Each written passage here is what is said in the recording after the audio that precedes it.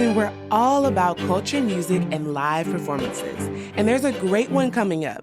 The Apollo Chamber Players are bringing With Malice Toward None to Miller Outdoor Theater, a multimedia concert inspired by Abraham Lincoln's famous words and what they mean today. It features music from composers like Black Vietnam veteran J. Kimo Williams, with special guests like Houston Poet Laureate Emeritus Deborah Deaton Luton.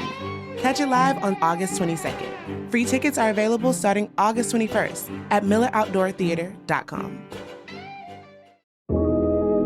The British International School of Houston is an international and diverse private school with top academic results in a state-of-the-art 32-acre campus.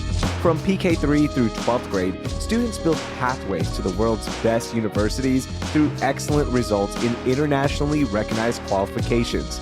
Guiding them are teachers who are global talents. Interested in learning more about the British International School of Houston? Search BIS Houston online and get in touch with their admissions team. And you can also join them for their upcoming open house by registering online.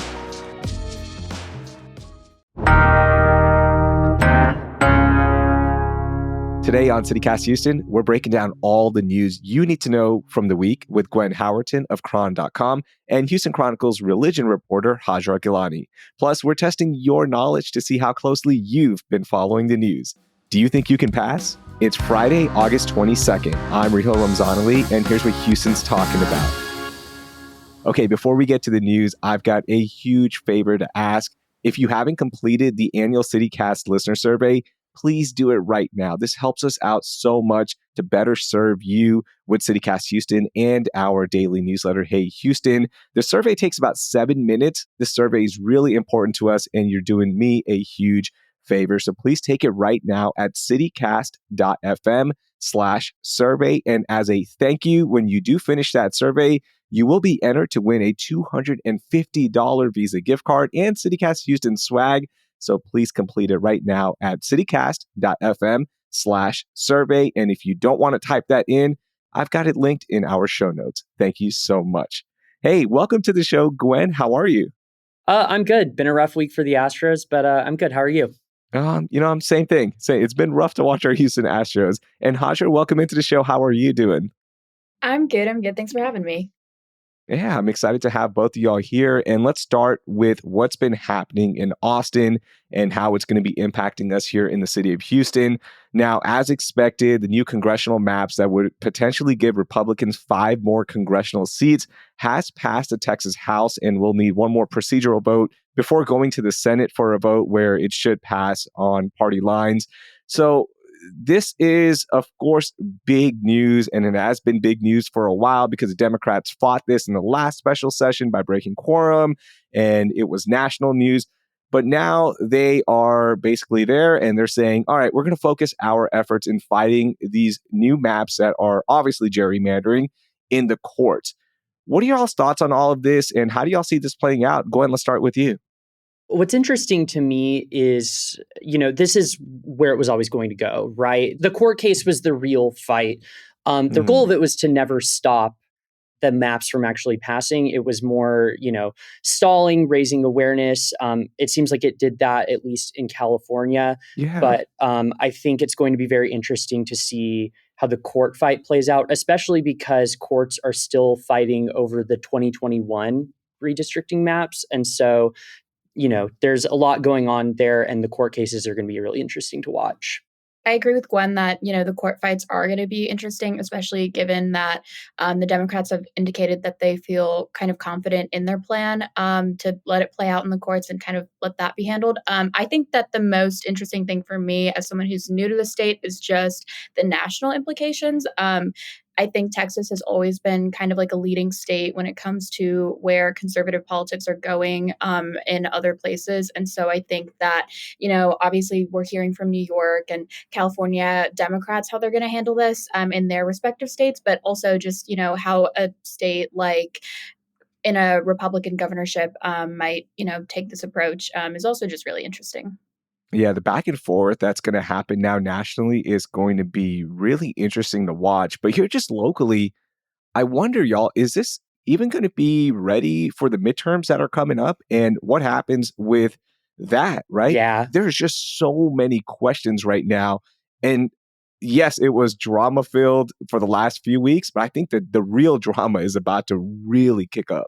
Yeah, 100%, especially because, we're seeing, like you said, other Republican states. I know Indiana is talking about redistricting right now.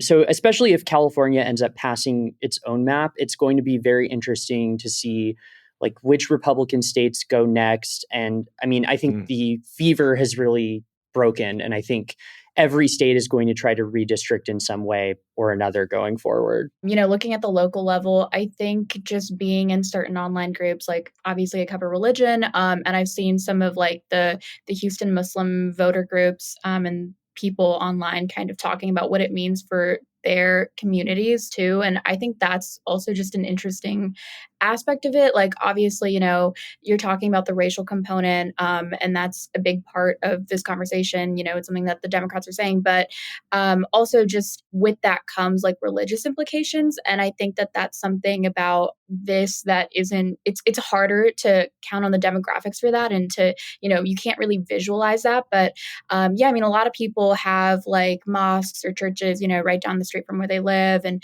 a lot of people vote at these locations. So I guess the long-term implications when we're talking midterms is kind of interesting on how these voting centers that also are places of worship might, pan out.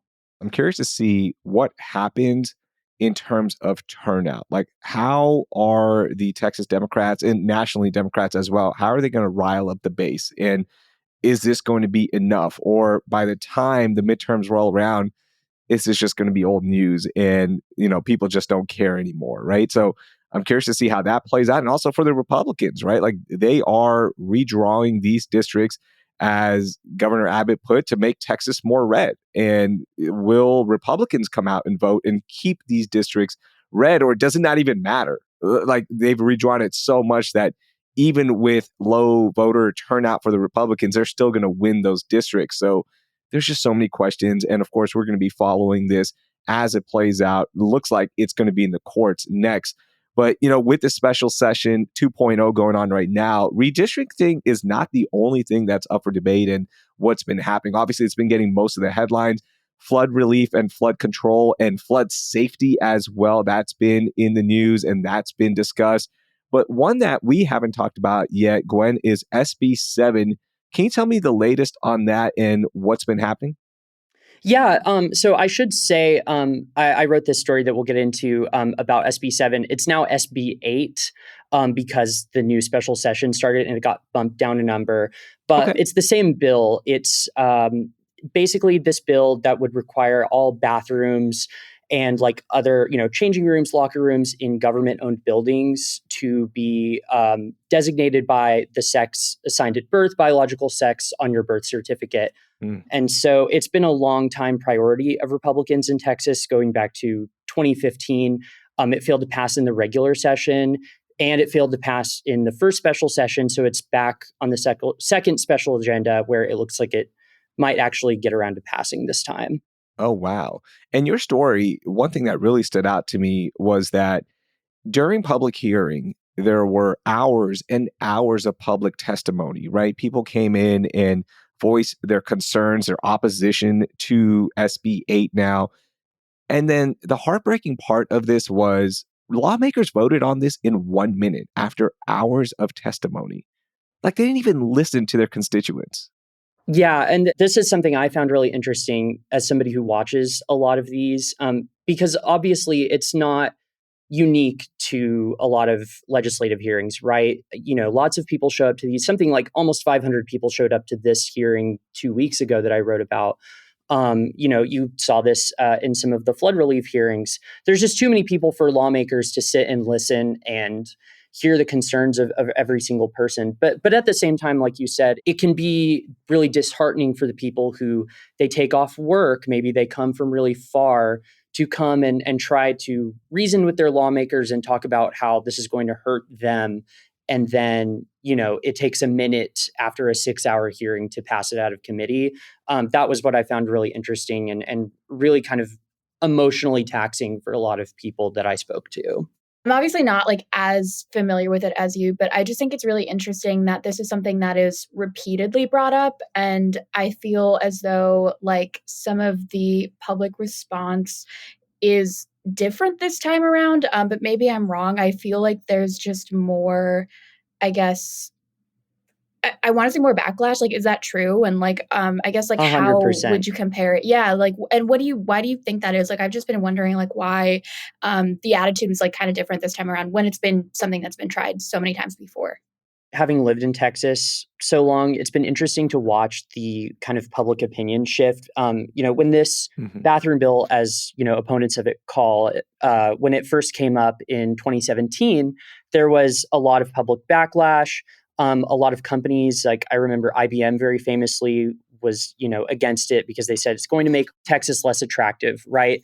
A lot of Republicans didn't think it was a good use of their time. Very famously, the Speaker of the House at the time, Joe Strauss, he didn't want to take it up, and he clashed very publicly with Dan Patrick.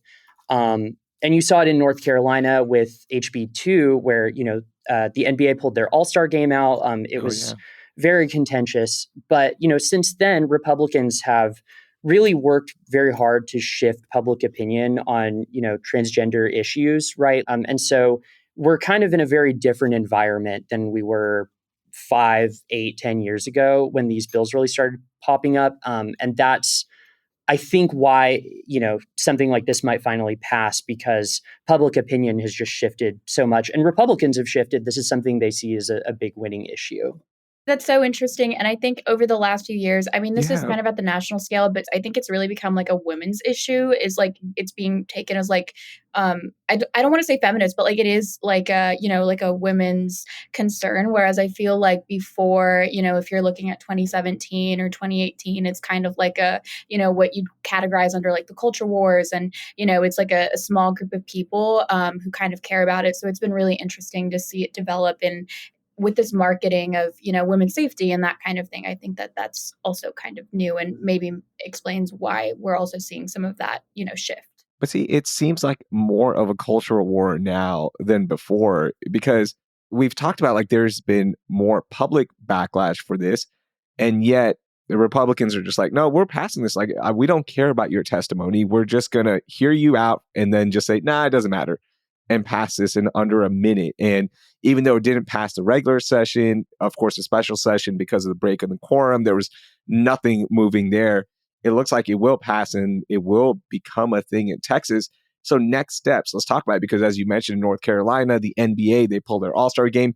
Do you think there will be corporate backlash? Do you think there's going to be backlash like we saw nationwide against Texas? Or are things just going to move on and rights will be taken away? I think you're going to see the latter.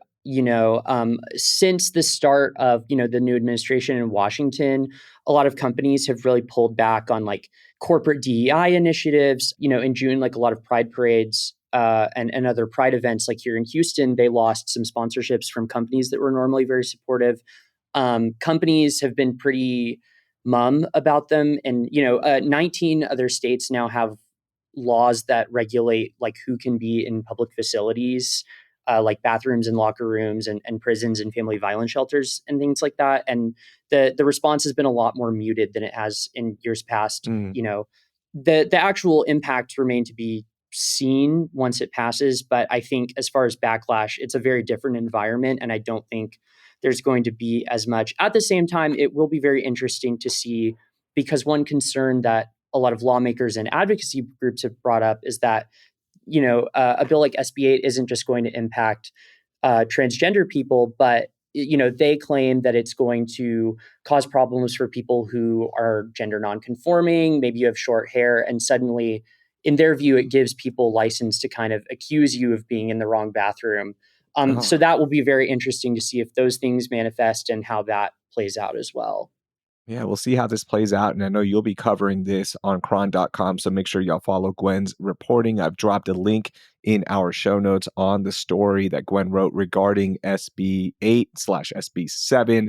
Now, we talked about the courts, and redistricting is going to be fought in the courts. But also right now, the courts are ruling on the 10 commandments and how they're supposed to be displayed in public classrooms throughout the state of Texas starting September 1st. Haajrah, you've been covering this one as the religion reporter for the Houston Chronicle. What is the latest with this? Because I was so curious. I have a daughter in public school. And the first day I was looking, I was like, hey, where is it? I want to see this. But it's not going into effect until September 1st, or we think. Yeah, so there's 11 school districts, and that includes the Houston ISD and some other school districts in this area. But then it also includes some further out districts, like statewide. And it's brought on by 16 families who, their children attend those school districts, and they're doing it on behalf of their children. The parents are for a variety of different reasons. Some people are religious, some people are, of the different religions, but some people are also don't practice any religion, don't want their kids exposed to that. It's kind of interesting to see it play out as like a parental rights thing almost, is kind of a lot of the argument from some of the parents.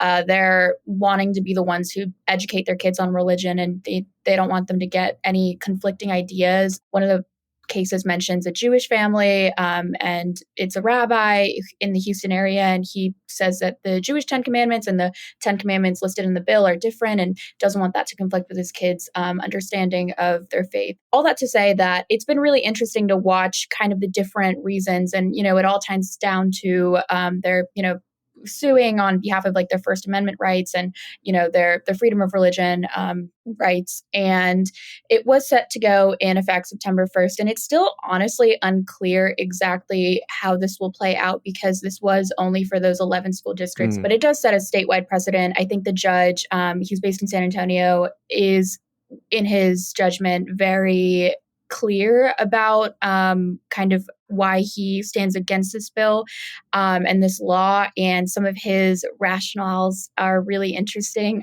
He kind of opened his decision by talking about, imagine if a Muslim dominant city was to try to put verses of the Quran on their school or in the public square, people would have backlash, is kind of what he's saying. And, it would be like national outcry. And that's kind of that was his entryway into explaining why he was issuing this injunction. So it's really interesting, and it'll be interesting to see how it plays out. Volunteers have been donating and, kind of doing these independent efforts, because it's not a requirement that you have to use district funds in the bill. You can, get it donated. There is a part of the bill that says you can, if you want to use district funds, use that, but it's not required. So a lot of interesting things at play. And by the way, using district funds to print out the regulated size, because there are regulations to this, and printing the 10 Commandments and posting in the classroom, because that's what I initially was like, I bet there's going to be some teachers who kind of get away by printing it really small and they just post it in the classroom. But no, there are like strict guidelines to this. Gwen, I'd love to get your thoughts on all of this. What I find so fascinating about this is how specific the specifications for the actual 10 Commandments are. It's a certain size sheet of paper. It's the King James version, right? It's all set up to make sure that people are going to comply with the law. And it also really empowers a lot of these groups who have been wanting to donate these for a long time. They have big stockpiles, they've ordered lots. So that's very fascinating. Yeah, when you zoom out and you just think about this, and look, I've been open about, I am a practicing Muslim.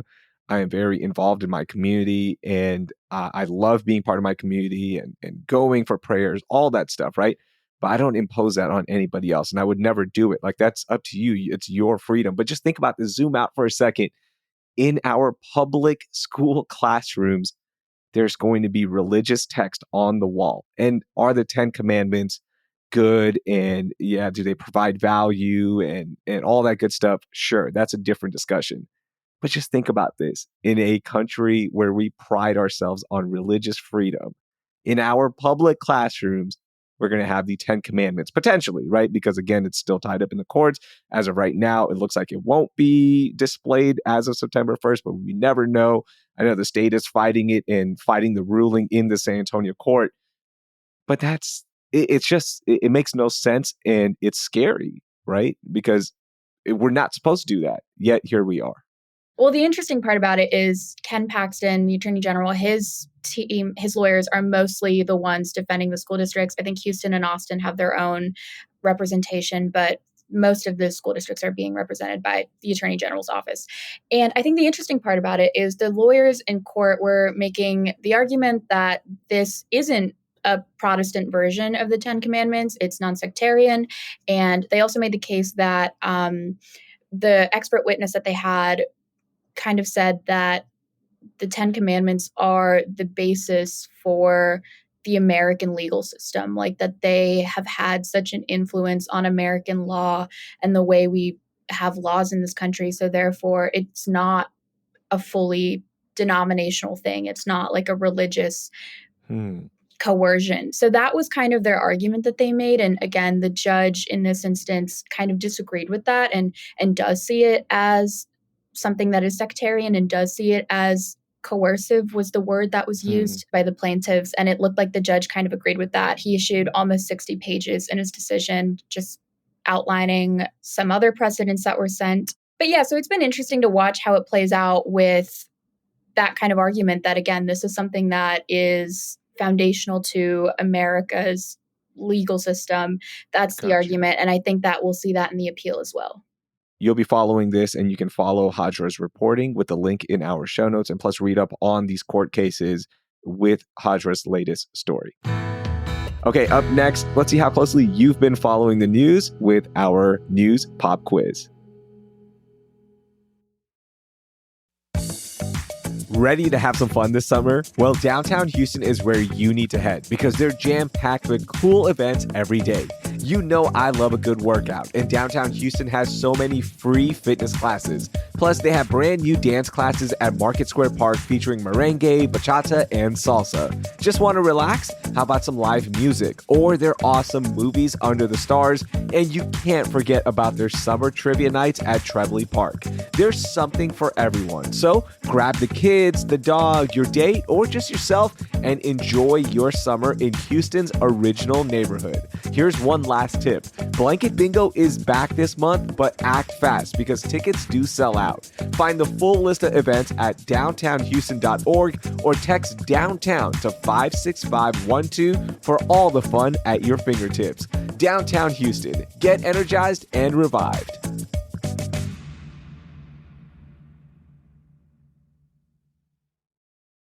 Okay, this week was filled with so much news, so I want to run through some of the stories that caught my eyes and got my attention. So we're going to do a quiz. Gwen, Haajrah, you will be competing. I've got 3 questions for y'all. I'm going to read the question. Whoever knows the answer first, you just say, I know it, and we will rip through these. Are you ready? Yes. Ready. All right, here we go. First one. What was a couple doing on camera when a car crashed through a building and almost hit them? I know it. I know this. Ooh, Haajrah, go for it. They were food influencers and they were eating. And this is apparently, I just learned through Twitter, not the first time that this has happened. Yeah, this is the second time it's happened. Oh my God. What? I didn't know this was the second time. But yes, real quickly, Nina Unrated and Patrick Blackwood, Houston area influencers, were almost hit after a car blew through a window at QV's Culinary Creations when they were filming content trying out food at the restaurant. Now, luckily, they walked away with no major injuries, but yeah, it could have been really bad. This is the second time, Gwen? Tell me about this. I didn't know that. I just failed the quiz. I don't remember the exact restaurant, but I think it was 2023 where there was a similar case where it was, an influencer doing a food review at a restaurant and a car crashed through the window behind them into them. Oh my gosh. Y'all, this is Final Destination stuff, right? Like, what are the odds you're on camera eating? And by the way, those oysters looked really good. those look banger oysters. And a car almost hits you. That is nuts. I couldn't believe the video. It is shocking. I'm a really paranoid person anyways. Mm-hmm. I'm always anti-sitting near the window anyway, not for that reason, but just I don't know, I just get worried. And now I feel like my family can't judge me anymore for my paranoia. I feel like I have something I can point to. So it's obviously very scary, but I feel a little vindicated because I've been on the wave of let's not sit here. Okay, fair enough. And Haajrah is originally from Philly, so that's why she brought up Philadelphia. Okay, here we go. Second question. TxDOT crews are cleaning up graffiti, dead vines, and other eyesores on the side of 59 North heading into downtown because of what upcoming major event? I know this. Go for it. Is it the World Cup? It is. Yeah. The World Cup has really made a lot of people around the city clean up our act. And it is coming up next summer. So it's going to be here before we know it. But yeah, after years of neglect, TxDOT is finally cleaning up those dead vines and dirty side walls on 59, especially between Kirby and Spur 527. And you really get to notice those eyesores, by the way, because there's always traffic in that stretch of 59. So finally, thank you, TxDOT. It only took a global event for us to clean up 59. Is the World Cup soccer? Please don't judge. Haajrah, come on. Oh Yes, my it is gosh. soccer. Okay, Come I'm so on. sorry. I'm really sorry. Like earlier when Gwen mentioned the Astros, I was like baseball. But Good thing you cover religion and not sports. Yeah. Okay, let's go to our third question, y'all. It is 1-1. And I hope if you're listening right now on your podcast app, you've been getting these correct. Here's the third one. The U.S. Food and Drug Administration warned the public not to buy shrimp from Walmart this week because of what reason? Oh, I know this. Go. Because it had radioactive isotopes in it. Yes. Yeah, radioactive shrimp. This is a real story because the FDA found out from the U.S. Customs and Border Protection this week that some shipping containers, including here in Houston, were found to be exposed to cesium-137, which is a radioactive isotope found in medical devices and industrial gauges. So if you bought Great Value brand frozen shrimp for Walmart, please throw it away. Do not eat it because you will look like a character from The Simpsons, I guess. That's what when I think of radioactive material, I think of The Simpsons immediately. So. Yeah, the fish with 3 eyes. That's what I imagine swims in Galveston anyway. Oh, so. no, don't be taking shots at my beloved Galveston, Gwen. I love Galveston. I love Galveston. Here. I love Galveston. Come on. We're not gonna sell out and make fun of Galveston. Sorry. I know our friends in Galveston are like, wait, hold on. When you talk about radioactive seafood, please don't bring up Galveston. Like, we're awesome. I do love Galveston. They have great seafood. And again, this was Great Value brand frozen shrimp at Walmart. And if you want to see the exact serial number, there's a story in our show notes that you can check out and make sure that it's not in your freezer. If you have bought it, you can definitely research this, but please don't eat radioactive shrimp. I didn't think I'd be saying that on CityCast Houston ever, but here we are. All right, when we get back, we get our moments of joy.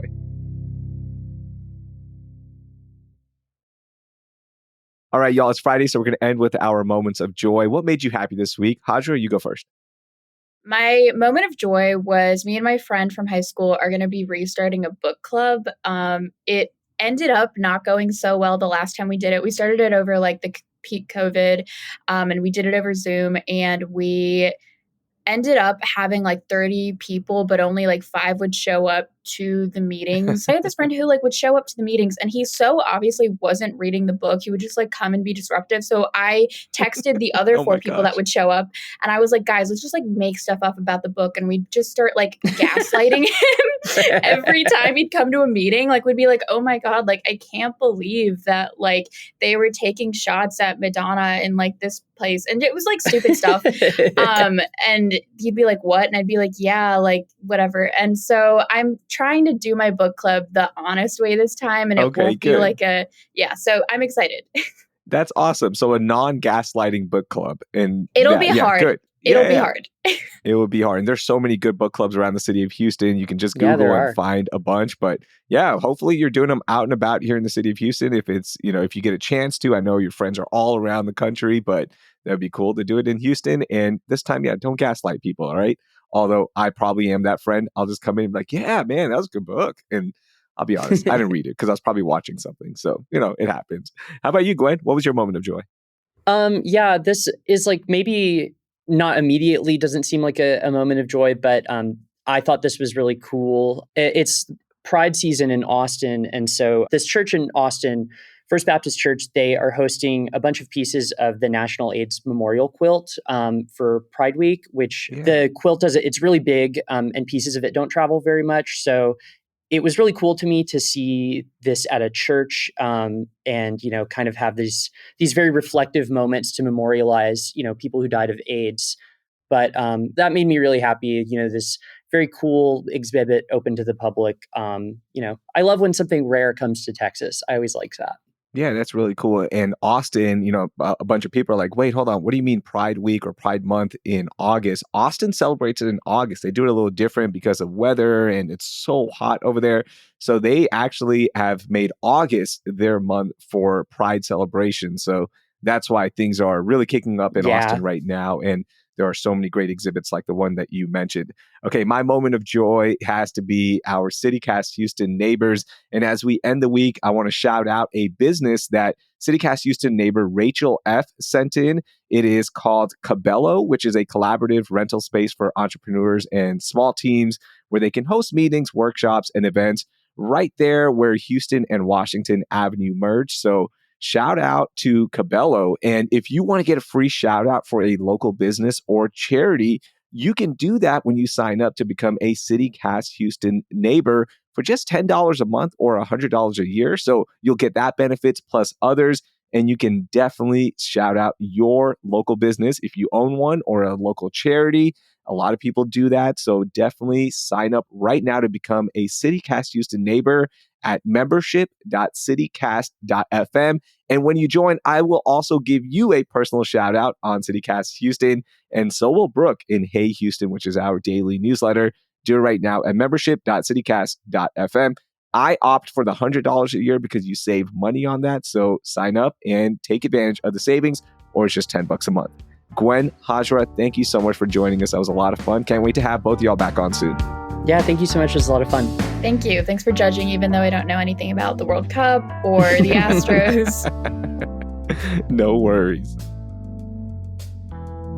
That was Gwen Howerton of Cron.com and Haajrah Gilani of the Houston Chronicle. You can read all of the stories from today's show with the links in our show notes. If you haven't yet this week, share CityCast Houston in your favorite group chat. Word of mouth is the best way to help us grow the show, so I really appreciate you sharing it with your friends. If you're new here, welcome. Now, subscribe so you can catch daily episodes of CityCast Houston in your podcast feed. Also, be sure to subscribe to our daily newsletter, Hey Houston, with the info in our show notes. Thanks.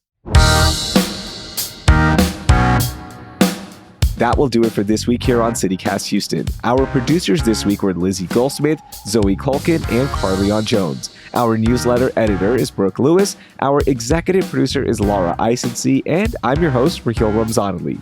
Our music is by the band All the Kimonos, with additional music courtesy of the Apollo Chamber Players. Next week, it'll be 20 years since Hurricane Katrina devastated New Orleans. And on Monday, we'll learn about how it also changed our city. Thank you for listening, and please don't eat radioactive shrimp.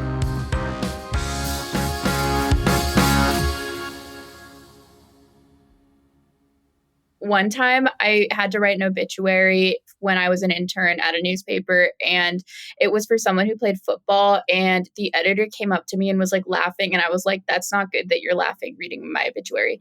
But apparently I had written that this person got a 90-point touchdown because he'd played football, and they were like, that's so not a thing, like please don't ever write sports. And I was like, I'm really sorry, I don't get it at all.